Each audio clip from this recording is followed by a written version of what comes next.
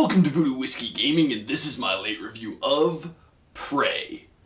I played it on the PS4, it's also available on the Xbox One and PC. So at the beginning of Prey, you play as Morgan Yu, and you are participating in these experiments, and they're obviously trying to figure something out, but they're definitely having some issues figuring out why it's not working the way it's supposed to be working. And then the next day, you wake up, you go out into the hallway, and that is literally the point when you realize shit has gone wrong. This is funny because I use that phrase a lot, but this is one of those games where you truly have a moment where you're just like, oh man, shit has seriously gone wrong. From there, your basic goal is to more or less kind of figure out what's going on, as well as you're given an objective. I'm not going to go into too much detail with it. You do run into a bunch of alien creatures, the Typhon, there's a bunch of varieties of them, and they can do some pretty interesting crap, as you've probably seen in trailers and whatnot. They can imitate objects, they have projectile blasts, some of them can teleport around.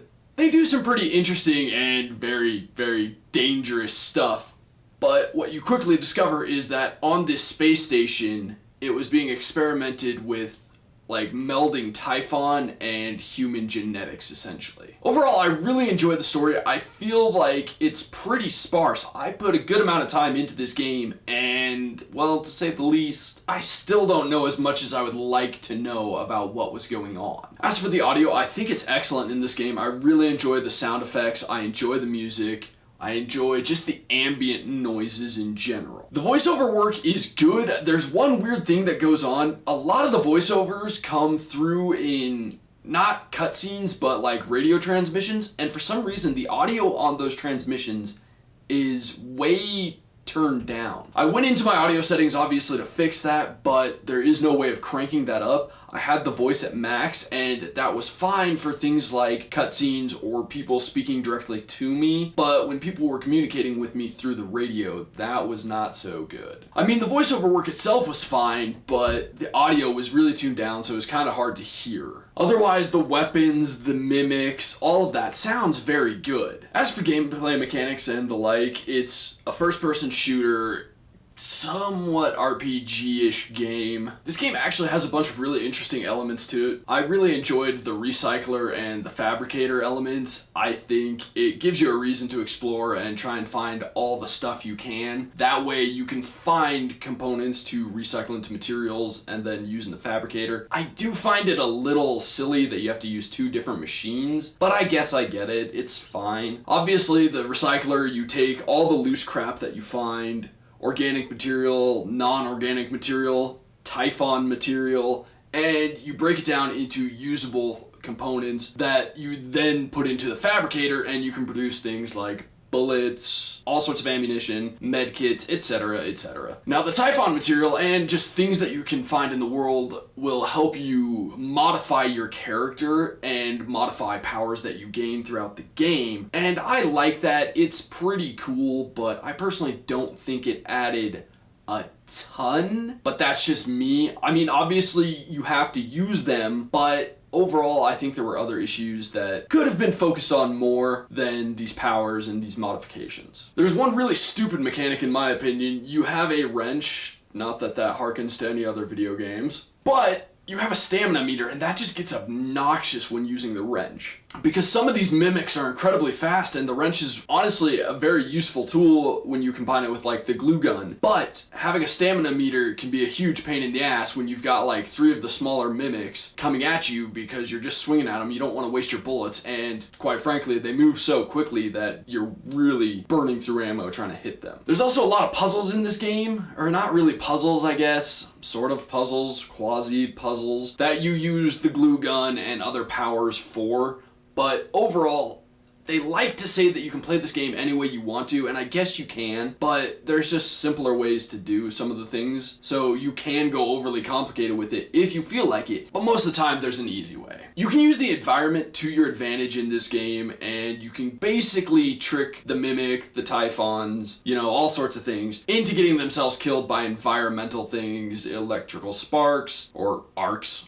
that's what it is. Lure them into like something you can ignite, etc., etc. Onto the controls, which ties directly back into what I was talking about, and I've got to say, I think they're clunky and kind of bad. Yeah. I'm just gonna say they're kind of bad. As I've kind of hinted at, I feel like this game harkens back to other games that do combat much better. Your character in this game moves very slowly, he's kind of clunky and clumsy feeling, and that's obviously a controls thing, and quite frankly, the aiming is not crap, but it's also not on point. And while you can get creative with the way you go into combat, early on, you cannot, and combat is just really frustrating and unpleasant in this game. As for the graphics, I think it's a very good looking game. I like the art style of it. The character design definitely has a feel that is very reminiscent of another game that Arcane developed. That having been said, it's not like steampunk style, it is definitely sci-fi style, but not in the like cyberpunk style, not a lot of neon clothing, not like so overly futuristic that it's unbelievable. I do like the way the mimics look. I thought they were pretty uniquely designed, although admittedly some of the larger ones I feel are a little generic.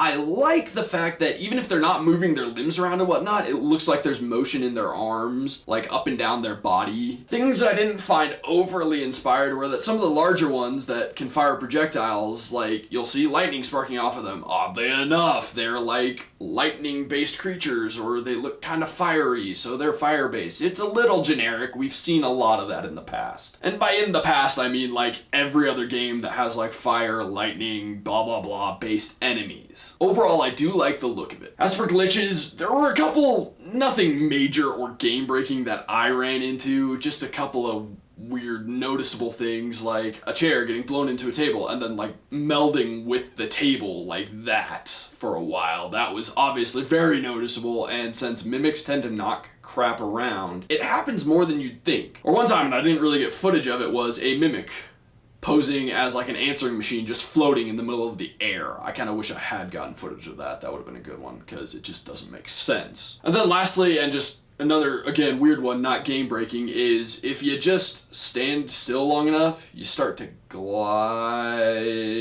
gently across the screen for some reason. Why, I don't know. At the end of the day, I do enjoy this game, but that having been said, the combat is very broken, and I feel like there's other games that have done a lot of what Prey is trying to do, just better. I can think of one entire franchise specifically that has done it better, and quite frankly, I think Arcane's previous game has done a better job. I'm not gonna name names because I don't do that, but that having been said, if you've beaten all of those games, I may or may not put them in the description below, then maybe this is worth putting in some time. I would recommend playing it because it is interesting, but at a heavy discount. I mean, I definitely wouldn't say pay full price for this game. Okay, so in the comments below, I've alluded to a certain franchise a few times, and it's very easy to make that comparison, something I don't generally like to do, which is a little too easy. Why don't you tell me if you've figured out what that franchise is? And as always, thanks for watching. If you enjoyed the video, please hit that like button, and if you like what I'm doing in general, share, subscribe. Have a good one.